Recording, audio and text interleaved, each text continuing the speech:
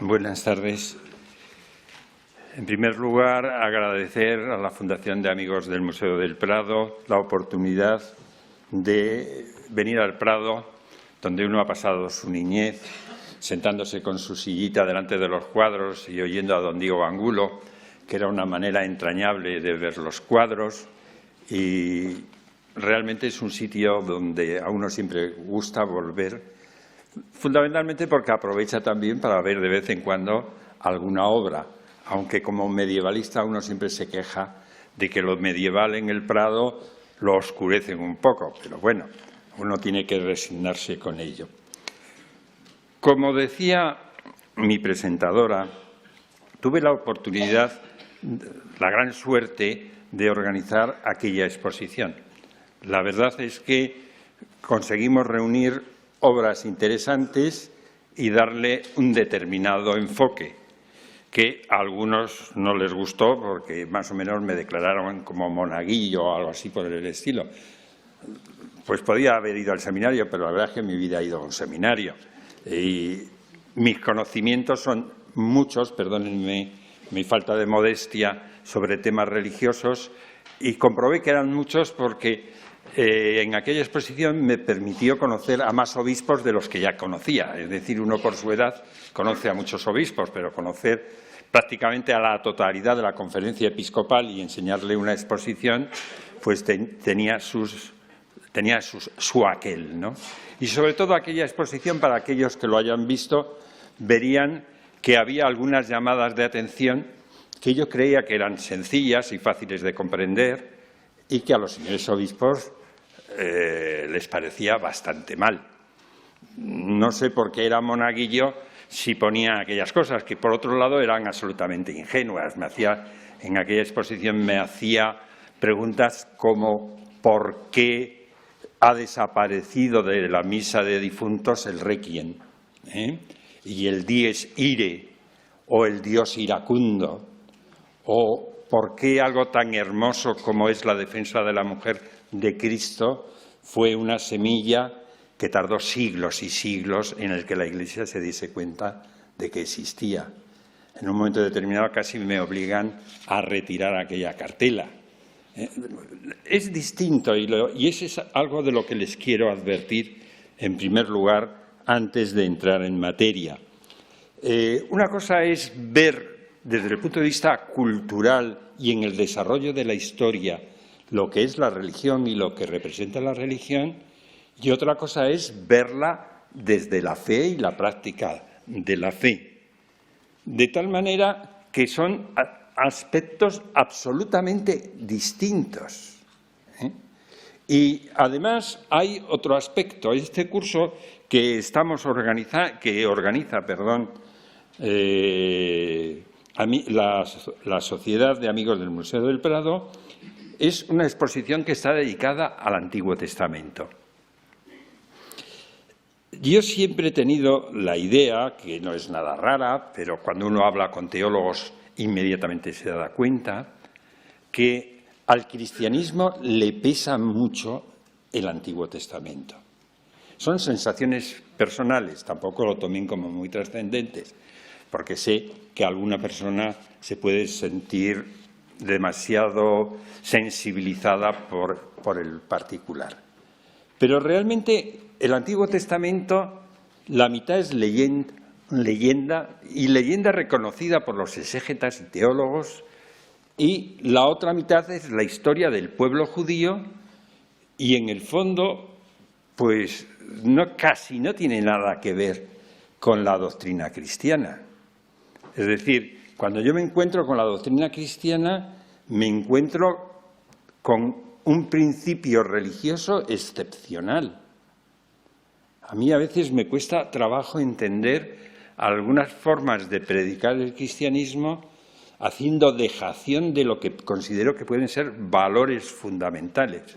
El otro día, el Papa Francisco a veces me descoloca demasiado, perdonen ustedes la expresión, las veces que recurre al Antiguo Testamento para justificar aspectos del Nuevo, que es una vieja forma de ver el cristianismo, pero que resulta absolutamente sesgada y metida con calzador. Para que se den ustedes cuenta del tema e intentando no meterme en demasiadas profundidades, porque tampoco lo mío es ser un teólogo, pero cuando empezamos a hablar de la generación de David por parte de Jesucristo a través de su madre, San Agustín al final tiene que decir, bueno, la generación no da, pero como su padre era de la rama de David, pues se acabó, no hay más que discutir. Y hay muchos de estos principios que han entrado con ese calzador, por no decirlo de otra manera. He elegido los profetas y las sibilas.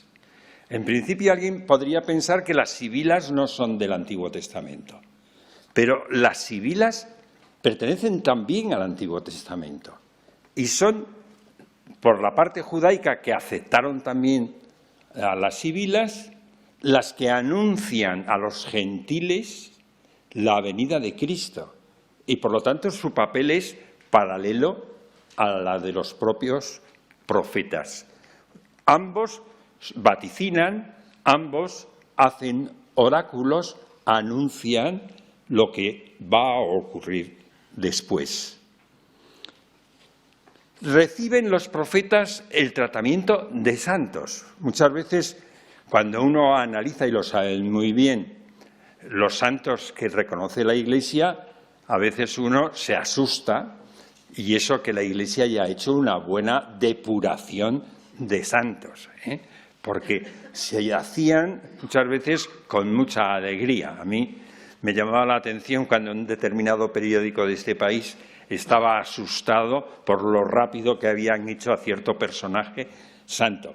Pues en la Alta Edad Media es que no necesitaban ni 3 días, lo hacían con muchísima más rapidez. Solo la complejidad del nombramiento de santo va a ocurrir en plena Edad Media y en la Edad Moderna. Pero en la Antigüedad y en la Alta Edad Media, la rapidez de esos nombramientos y la condición de santos muchas veces estaba más en la fantasía que la auténtica realidad.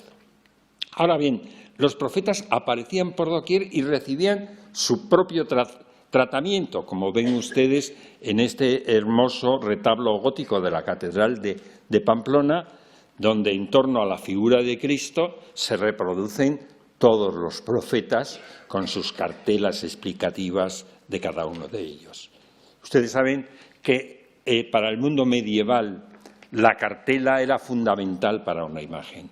Si una imagen no tenía un letrero, no era una imagen canónica. Ustedes dirán, oiga, pues yo conozco muchas que no lo tienen. Se ha perdido, la pintura se ha perdido. Pero era una norma canónica de obligado cumplimiento. ¿Qué profetizaban? ¿Por qué profetizaban y en qué se fundamentaban? La Iglesia lo tenía muy claro. Era la inspiración divina la que producía el vaticinio que pronunciaba el profeta o las sibilas. Perdonen que la imagen no sea muy buena, pero ahí tienen la capilla Chigi en Santa María de la Pace, en Roma, de Rafael, y pueden encontrar abajo las sibilas, ya saben que varían su número, y arriba algunos profetas. Si ustedes observan, están escribiendo lo que van a vaticinar, lo que van a decir. Pero ¿quién está detrás de ellos? El enviado de Dios. En el fondo es la manera de comunicarnos que ese es el mensaje divino. Digamos que la verdad de ese mensaje, la legitimidad de ese mensaje, era porque era palabra de Dios.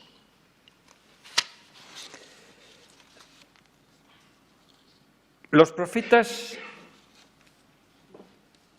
tienen realidad en su época y para su época. Solo cuando de repente Jesús de Nazaret se convierte en el Mesías que el templo, cuando me refiero al templo, me estoy refiriendo a la iglesia del pueblo judío, estaba esperando, en ese momento los teóricos del cristianismo tienen que buscar, como sea, que Cristo cumpla puntualmente todas las profecías del pasado. Y luego analizar el Antiguo Testamento, ese Antiguo Testamento que yo les digo ahora que es leyenda, que son narraciones interpoladas metidas por el camino, e historia del pueblo judío, hay de las tres cosas, interpretarlas bajo la óptica del cristianismo. Y en el siglo IV se habla del triunfo de la Iglesia.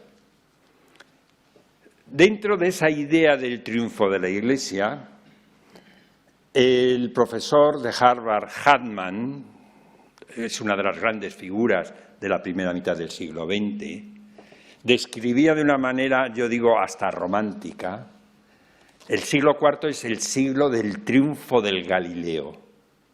El Galileo es Cristo y es el triunfo de Cristo sobre los romanos. Si me permiten, yo diría que es el triunfo de Roma sobre los principios, sobre el aparato del cristianismo. Porque yo soy un firme defensor de Cristo y del mensaje de Cristo. Creo que es algo de lo más hermoso que yo he podido leer. Pero otra cosa es el aparato que se hace en el entorno de Cristo. Entonces, en el siglo IV no es el Galileo el que triunfa. El que triunfa es Roma, que termina revistiendo el mensaje de Cristo. En lo esencial pervive, pero todo el aparato, toda la escenografía, toda la puesta en acción, el conjunto de emblemas, de insignias, todo lo que se crea es absolutamente romano. Y es el triunfo de la cultura clásica. Por eso cuando algunos hablan de que somos de cultura clásica y cristiana, están hablando de una enorme realidad. Yo recuerdo una película, que voy a callar su nombre, pero era absolutamente demagógica sobre el tratamiento de la cultura clásica y el cristianismo. Sin duda ninguna hubo celotas cristianos que persiguieron muchos aspectos del cristianismo, pero en un momento determinado son figuras cristianas bien conocidas las que salvan lo que queda de antigüedad. Y eso es fundamental. Entonces, en el siglo IV se empiezan a hacer esos programas que durante siglos y siglos se van a mantener. Programas iconográficos de templos que son iguales siempre. A la izquierda el Nuevo Testamento, a la derecha el Antiguo Testamento y escenas en paralelo.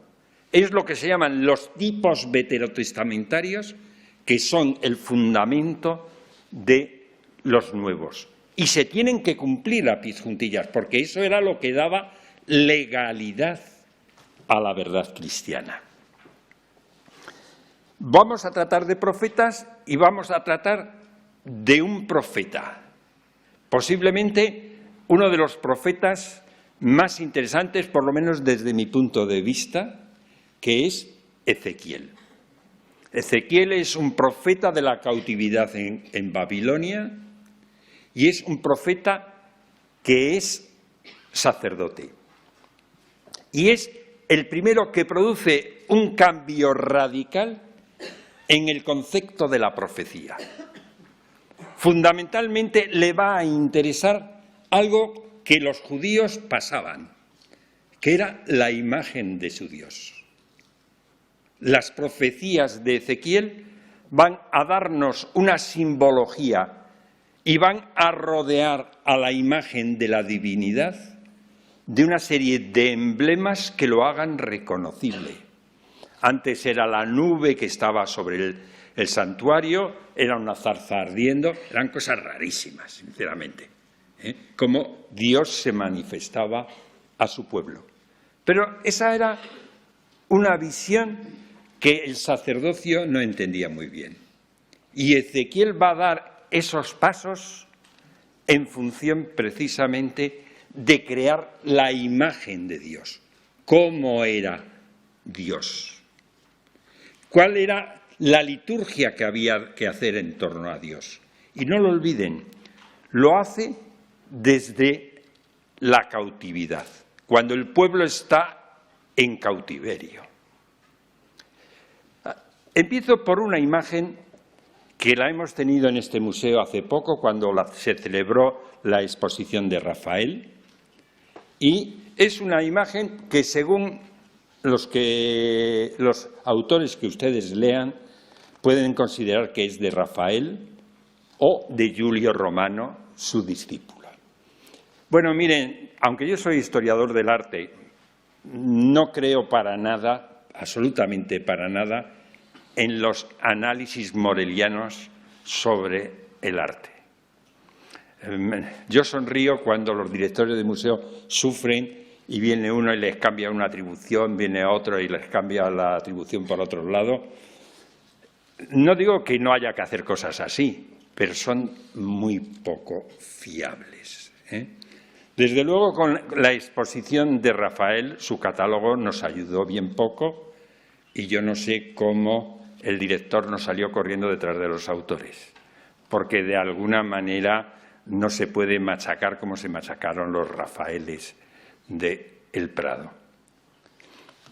Cosa que ahora he visto protestar por el tema del Bosco y desde mi punto de vista tienen bastante razón. Hay algún otro Bosco que no es tal, pero bueno, como se fundamenta en esto de los análisis morelianos y son tan peligrosos, esta pequeña tabla que tienen delante, los autores del último catálogo, y hoy día la mayoría de la crítica piensan que se trata de un proyecto de Rafael materializado por su discípulo querido Giulio Romano. La pregunta es, ¿ante qué estamos? Y la respuesta de los autores del catálogo es que estamos ante la visión de Ezequiel. Correcto, correcto. Y como fundamento, además, dice que estamos ante la visión de Ezequiel porque Vasari ya empieza a decirlo.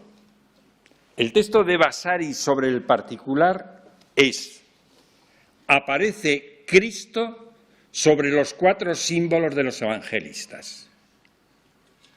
Y además dice Cristo como Júpiter. Bueno, como Júpiter está bien, pero desde luego Cristo no.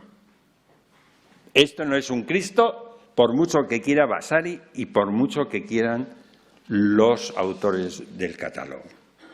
Es la imagen de Ezequiel en donde está la visión más extraordinaria y misteriosa de todas las visiones de las teofanías veterotestamentarias.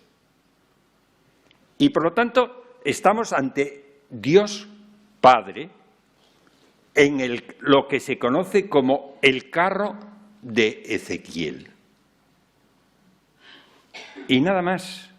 Y ustedes dirán, ¿qué más da que sea Cristo o que sea Dios? No, no. Para los cristianos hay 3 personas y es muy importante saber exactamente de qué estamos hablando. Segundo, no son los símbolos de los evangelistas.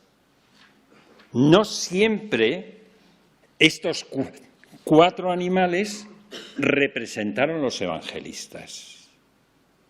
Cuando los anunció el profeta, eran unos seres fantásticos muy complicados, no tan sencillos como aparecen aquí, pero eran animales que tenían cabeza de hombre, cabeza de buey, cabeza de águila y cabeza de león. Y según cómo mirasen, tenían una cara u otra. Y se movían y se estaban desplazando. Por lo tanto, ustedes no ven aquí libros. El Todopoderoso, vamos a llamarle hasta ahora Todopoderoso sin más complicaciones, tampoco tiene libro. Por lo tanto, falta lo esencial para considerar que estos sean la imagen de Cristo con los vivientes.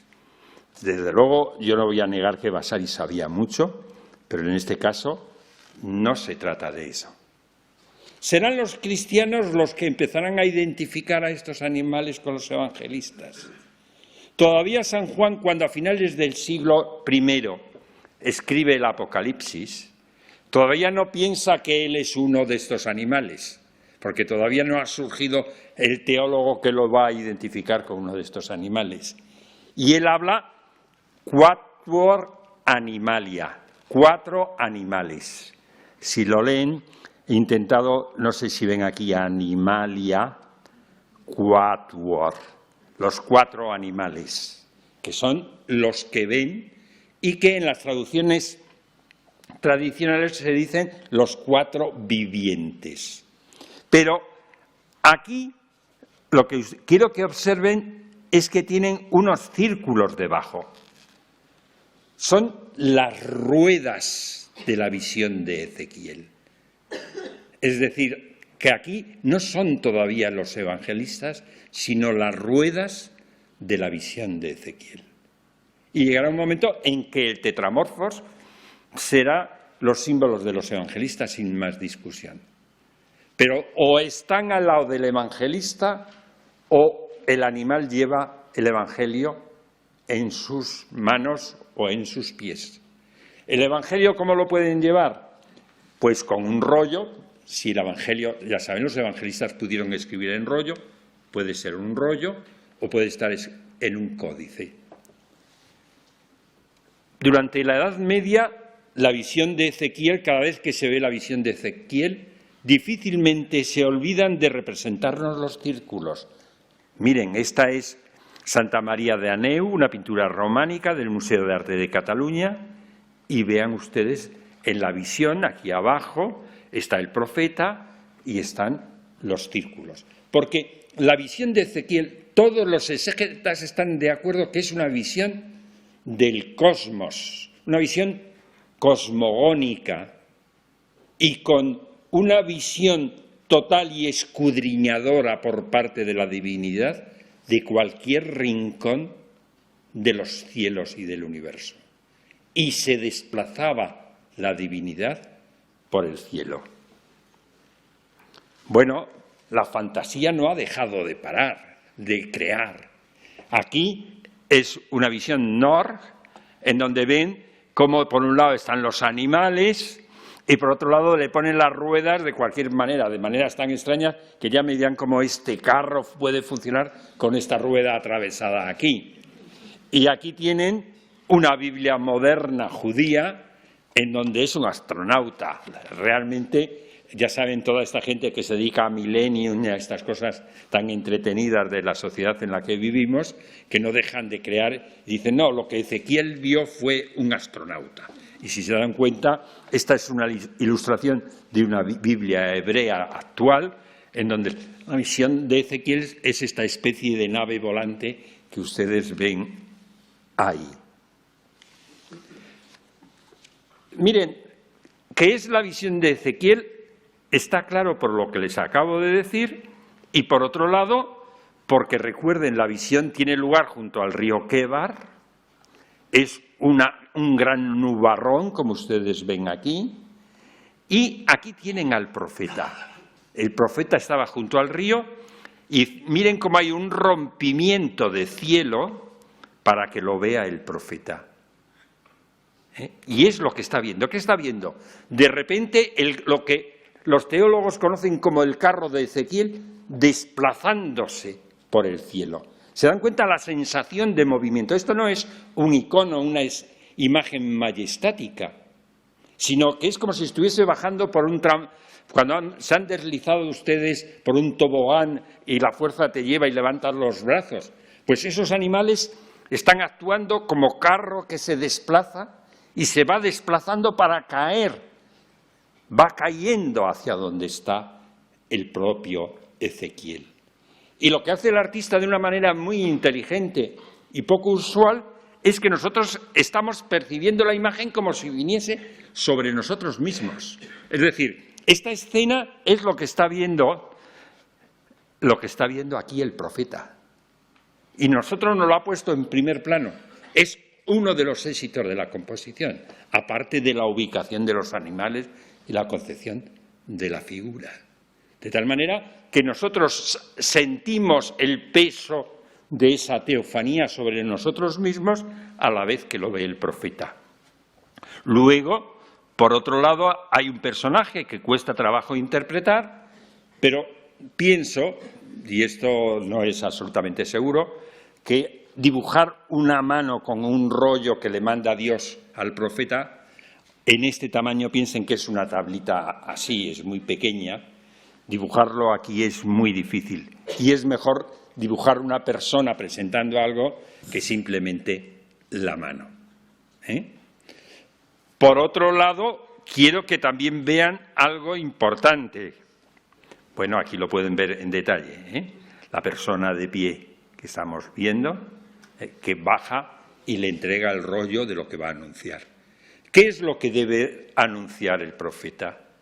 El profeta debe anunciar que el pueblo que está en el cautiverio es rebelde a Dios y que lo puede castigar, igual que castigó al faraón, que era un imponente cedro del Líbano, cuyas ramas llegaban a tocar las nubes del cielo.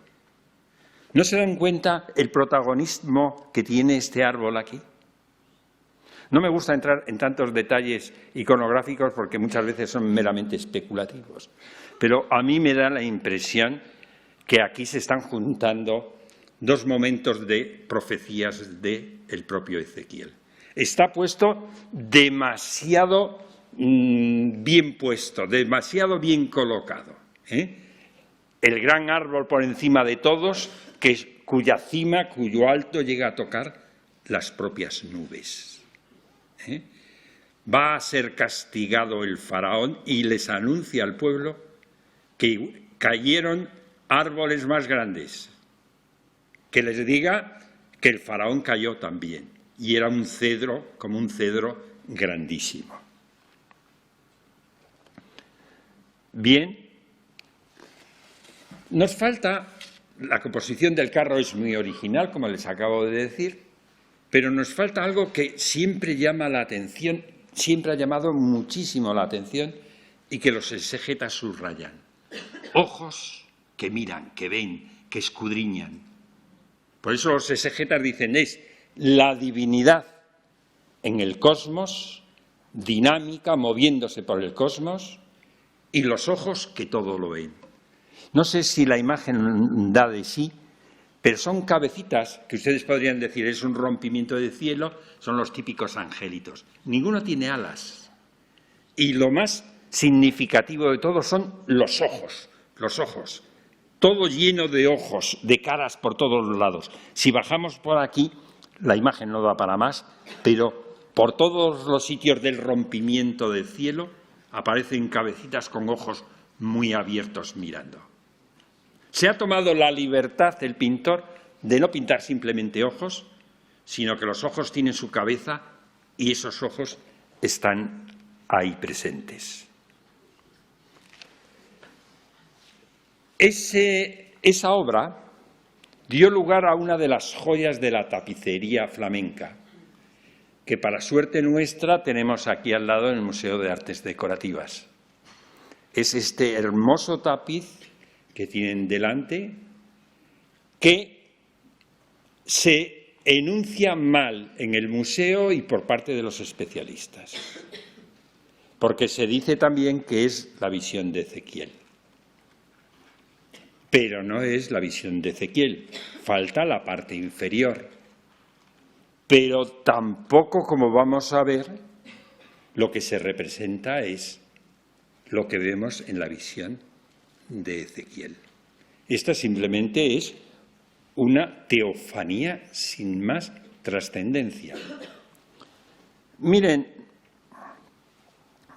en las esquinas de los tapices, del tapiz, es uno de los mejores tapices que yo conozco, del Flandes del siglo XVI, está este escudo que ustedes ven aquí, que es el escudo de León X, uno de los Médicis. Ustedes dirán, si es el Papa León X, ¿dónde están las llaves? Fíjense, el escudo pontificio lleva las llaves. Seguramente se hizo el encargo y ya estaba muerto cuando se terminó el encargo. Y ya había otro Papa y, por lo tanto, por ello no se pusieron las llaves. ¿Para qué se hizo ese tapiz? Yo creo que muy bien han identificado diversos autores por distintos caminos que se trata del lecho de León X, el leto, que se hace en la sala de los palafreneros o de los papagayos, en las salas palatinas, en las salas vaticanas. Parece ser que aquí se hace una cama, ¿no? Aquí había un lecho, una cama, y de techo de cielo, de sopracielo, dice el texto, estaba la Trinidad. Un tapiz con la Trinidad. Y está escrito, pero los autores del catálogo llegan a decir, textualmente lo verán ustedes escrito en la conferencia, que no es la Trinidad porque faltan las otras dos personas. Pues veremos si es la Trinidad o no, pero creo que se equivocan y gravemente. En todo caso, recuerden, encargado por León X como sopracielo del lecho de paramento y justamente la Trinidad en la parte superior. Ahí va colocado el maravilloso tapiz que ustedes ven ahí. Si comparamos, es evidente que se ha suprimido toda la parte de la profecía, donde está el profeta, de la parte inferior, y solo se ha quedado lo que llamaríamos el carro de Daniel. Ya veremos si es el carro de Daniel o no. Se ha encontrado en una colección inglesa un cartón, el que ustedes tienen delante aquí, que se considera que es el cartón que se utiliza para hacer el tapiz que contemplamos. Bueno, aquí tienen la composición y a simple vista parece que es. Perdónenme, he hecho una trampa. Un historiador no debe decir, no hacer trampas o por lo menos no advertirlo. Como ustedes saben, el tapiz se pinta a la inversa. Yo le he dado la vuelta para poder leerlo mejor en comparación con el tapiz. Pero el tapiz ahora está invertido.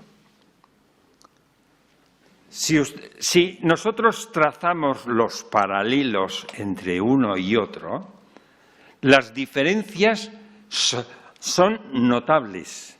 Las alas de los ángeles, todas las alas, son distintas y en distintas direcciones. Segundo, ustedes ven que este angelito que está aquí, que sería el símbolo de Mateo, no está configurado exactamente igual, ni vestido exactamente igual.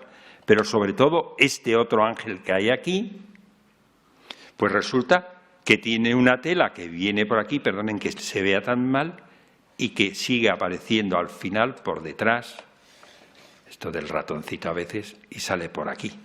Aquí no hay ninguna tela.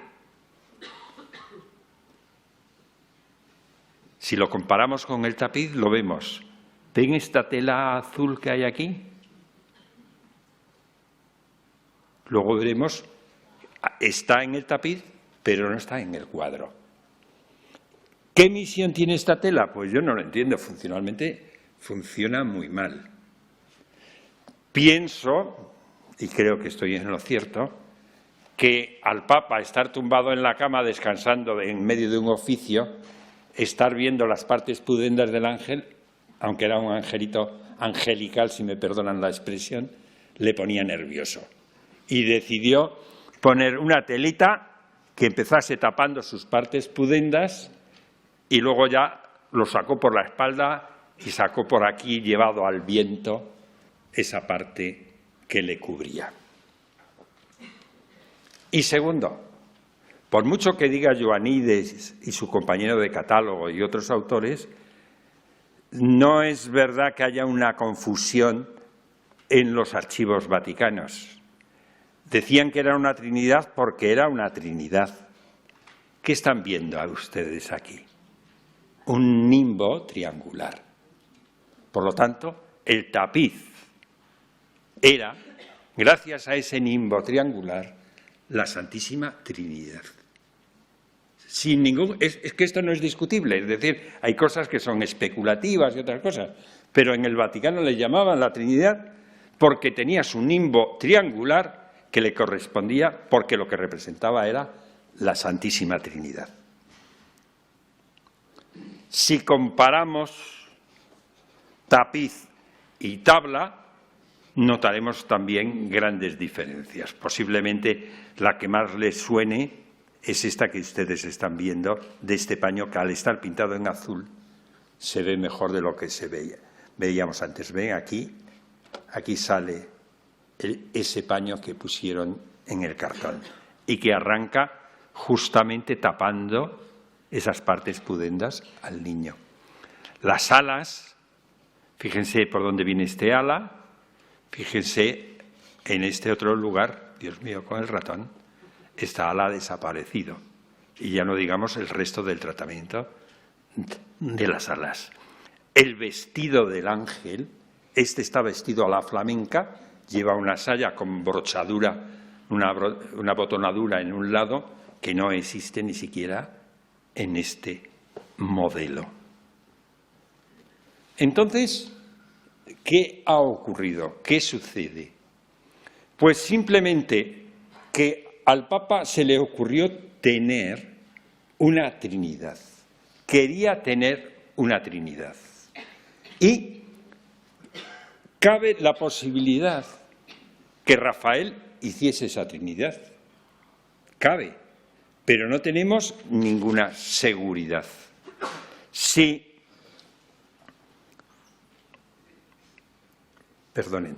observamos la tabla, no sé si se fijan que aquí hay algo blanco que puede recordar el triángulo de una Trinidad. Pero unas veces lo veo y otras veces no lo veo. Yo no me preocupaba en estas cosas cuando la tabla estaba aquí, la vi también en la Galería Palatina hace ya muchos años, y en directo no sé si da mejor que en las fotografías y eso, que me han proporcionado una fotografía espléndida. No sé si aquí ustedes son capaces de ver que fuese el nimbo triangular.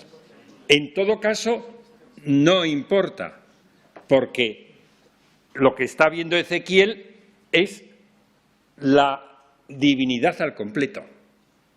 Esto es una imagen de la divinidad al completo y, por lo tanto, debía ser una Trinidad. Ahora bien, una pieza tan importante como esta no se hace para hacerlo en una tablita de 40 por 38.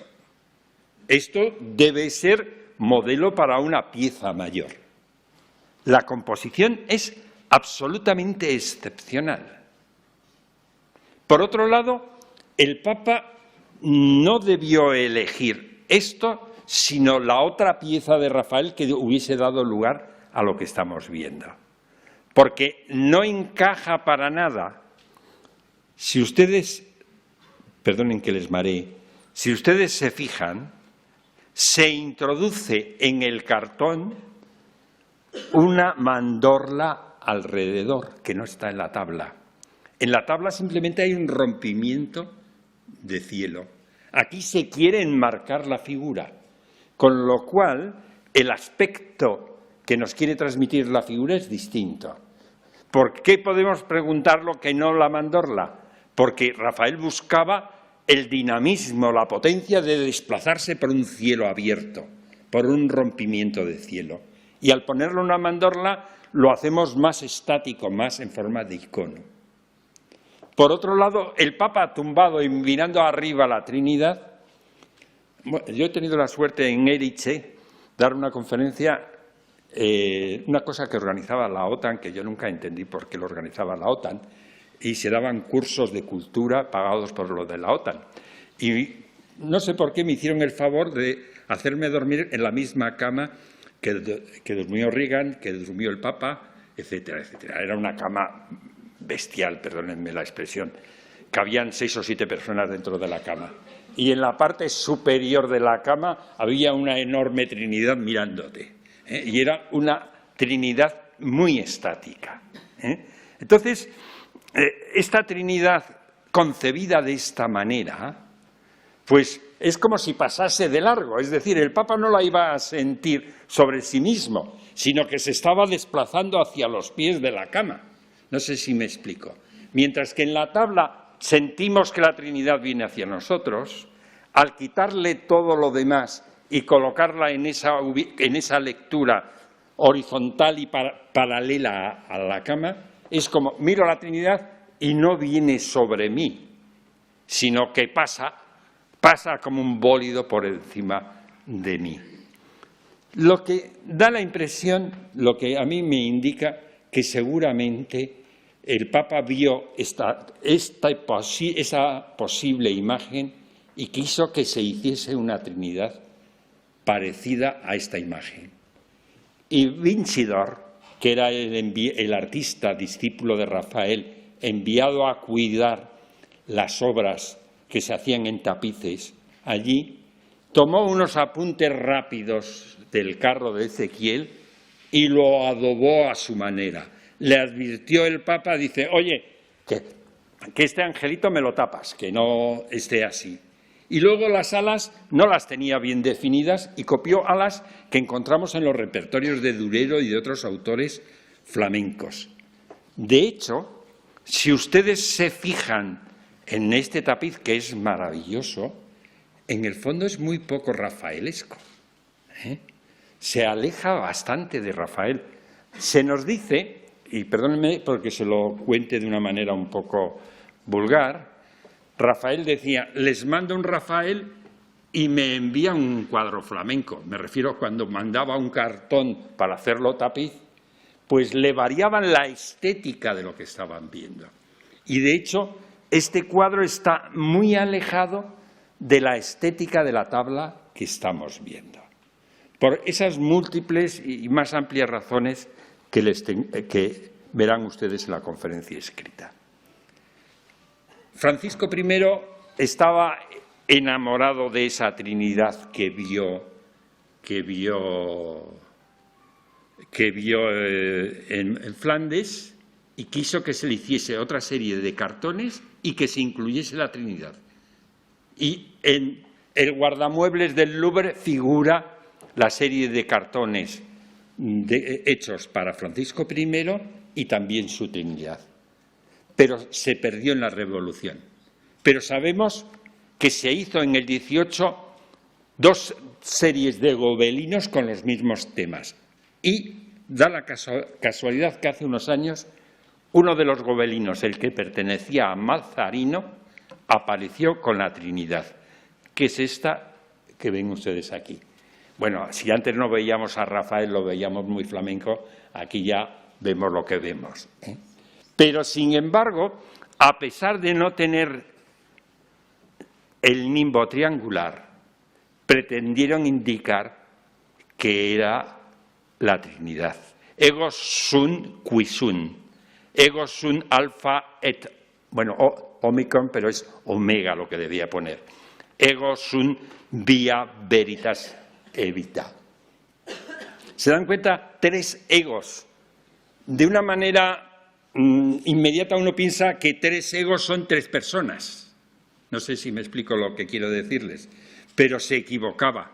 No era tan listo el teólogo, porque como ustedes pueden ver, los 2 primeros se refieren al Todopoderoso, ahí tienen las referencias, mientras que el último es a Jesucristo.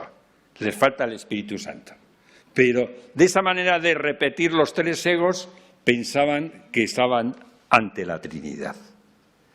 En conclusión, sobre esta primera parte, y voy a tener que ir más rápido porque me he entretenido mucho.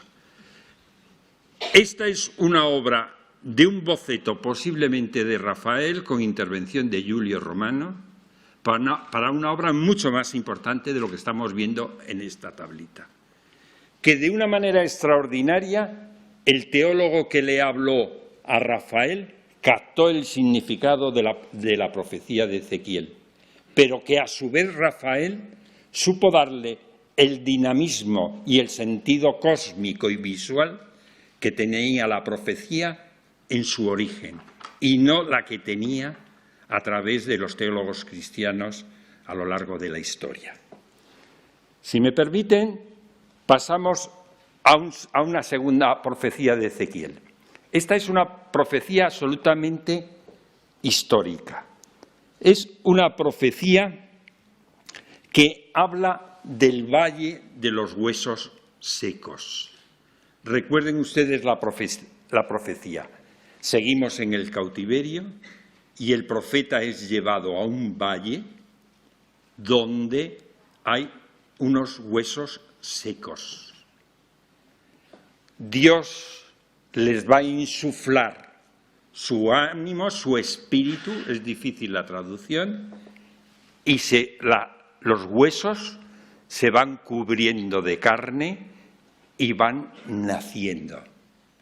Cualquiera de nosotros, como hoy el otro día el Padre Francisco, vería el tema de la resurrección de la carne con carácter apocalíptico. Pero Ezequiel no hablaba de eso. Ezequiel explica claramente que se trata del pueblo de Israel que está en el cautiverio y que Dios les va a ayudar insuflándole a unas personas que estaban muertas. No es que fuesen muertos de verdad, los huesos secos no eran muertos de verdad, sino que, si me perdonan la expresión por lo vulgar, eran muertos vivos.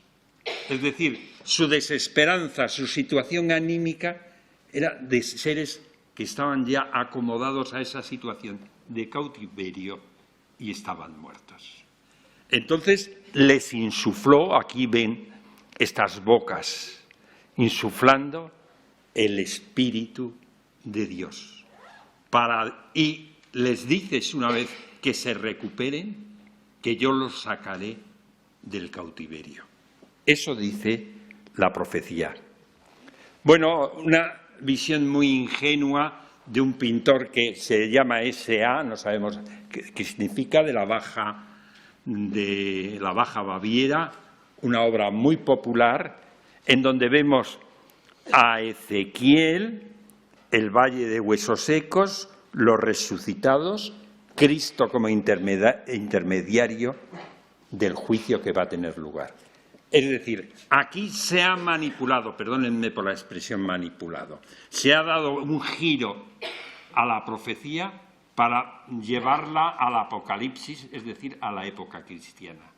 Y Cristo es el intermediario entre los que resucitan y el juicio que les espera. Abajo, muy graciosamente, está la familia de los que han pagado la obra con sus cráneos respectivos, recordándose lo que les va a pasar en el futuro que les corresponde. Esto sería una visión a la cristiana de la visión de Ezequiel. El Prado, para mí, tiene una de sus obras más atractivas, ya sé que el Prado tiene cientos de obras atractivas, que cada uno salvaríamos una obra y seguramente muy pocos coincidiríamos en la obra que salvaríamos. Pero esta que tienen delante para mí es absolutamente extraordinaria. Palomino la consideraba como una de las excelencias de la pintura del siglo XVII. Es una profecía de Ezequiel que, curiosamente, a pesar de estar en la España del XVII, no responde a la visión cristiana del tema, sino que es una visión absolutamente histórica. El profeta es el único vivo, como ustedes pueden observar aquí, y todo es la muerte. Están empezando a salir, hay un esqueleto, están otros personajes que ya están mejor. Es decir, se está produciendo el ánimo de Cristo que los está volviendo a la vida. Pero no presta atención a los vientos que insuflan esto. Y luego hay toda una enorme arquitectura en ruinas que vemos en el fondo. Evidentemente son ruinas clásicas. Pero, ¿qué significa esto? ¿Qué significa esto? La interpretación de la historia del momento. El profeta les anuncia que les van a liberar, Ciro los libera, si no recuerdo mal, en el 537 y regresan a Jerusalén. Saben que cuando han sido hechos cautivos, lo primero que se ha hecho es destruir el templo, la primera destrucción del templo.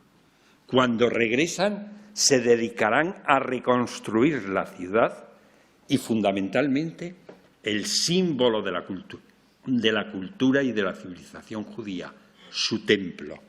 El templo está aquí, en este ángulo que ustedes ven aquí.